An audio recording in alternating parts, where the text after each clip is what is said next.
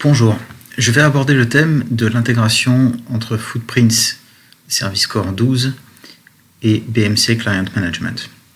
Alors, on se trouve face à la console BMC Client Management que j'ai ouvert avec l'utilisateur admin.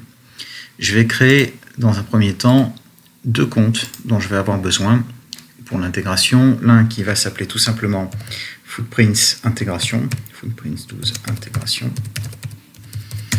auquel j'associe un mot de passe très simple.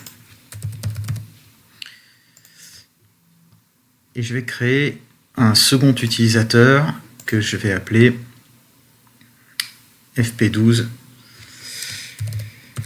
défaut user. C'est cet utilisateur qui va être utilisé lors de l'ouverture de la console à distance depuis Footprints Service Core, quand on veut par exemple engendrer des actions avancées sur des postes issus de la CMDB, ou alors quand on veut appeler le remote control, toutes les actions avancées en fait. La particularité, c'est que cet utilisateur par défaut, je vais être obligé même de lui donner un profil de sécurité avancé. Alors, je vais commencer par lui donner accès à toutes les capabilities, et je vais ensuite, au niveau des objets statiques, lui donner l'accès à tout ce qu'on appelle les top nodes dans la console, c'est-à-dire toutes les icônes qu'on voit dans la partie de gauche.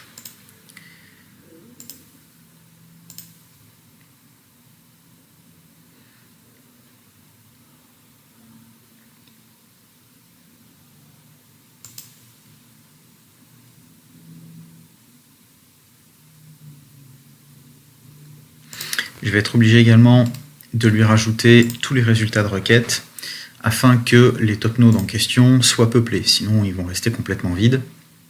Et pour ça, je vais avoir besoin de donner accès à toutes les requêtes qui commencent par tout quelque chose ou bien all quelque chose en anglais.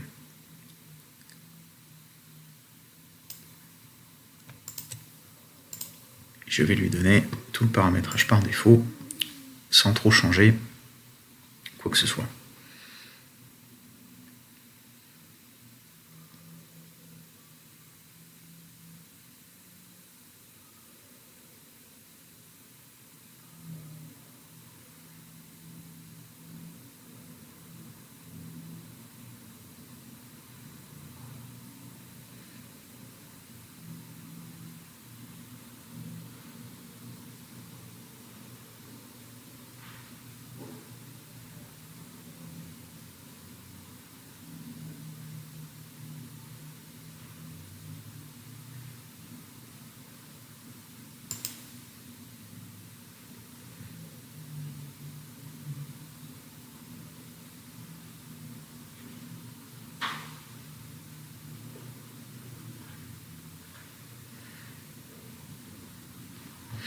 Mon utilisateur étant prêt, j'ai plus que maintenant qu'à créer mon point d'intégration.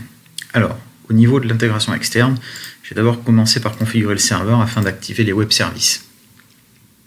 Pour ça, je vais aller chercher dans la topologie mon master, qui est le master BCM, et c'est lui qui va être configuré pour autoriser le point d'entrée.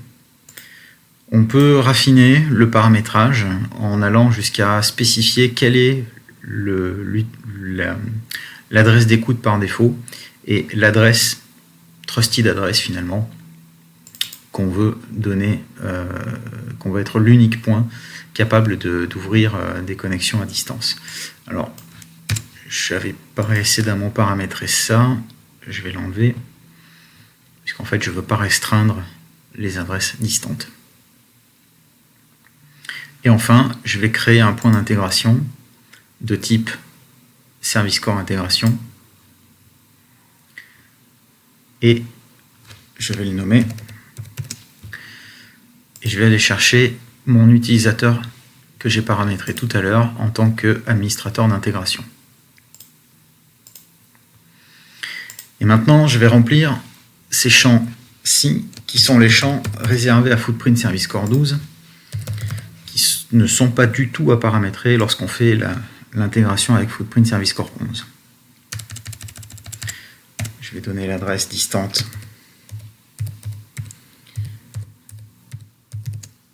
de mon poste Service Core.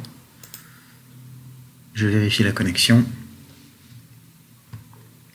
ce qui prend un petit moment.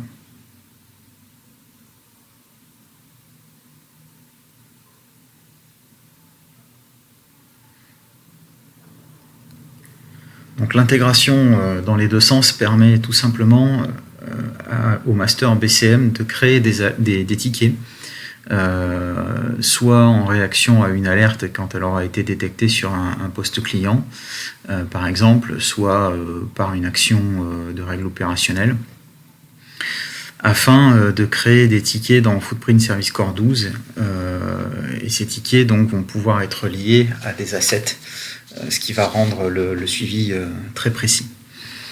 Alors, lorsque la connexion est vérifiée avec succès, je peux maintenant parcourir l'ensemble des espaces de travail qui ont été publiés sur Footprint Service Core 12 et je vais décider du type d'item qui va être créé lors de la création d'incidents distants. Et en fait, là, j'ai terminé la partie intégration en ce qui concerne BCM. Alors maintenant, je n'ai plus qu'à passer sur Footprint Service Core, qui est ici. Je me log en tant qu'admin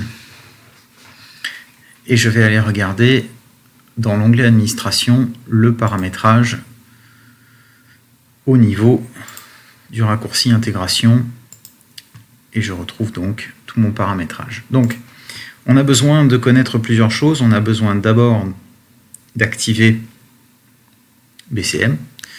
Ensuite, je nomme l'adresse du serveur BCM, le port par défaut et le port des web services configurés.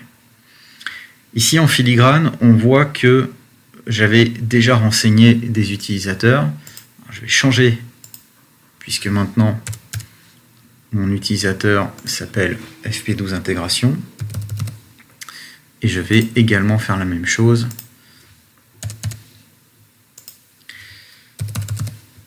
pour l'utilisateur par défaut. Et lorsque je teste la connectivité fonctionne et mes tests sont probants. J'ai plus qu'à sauvegarder. Voilà, paramétrage est terminé.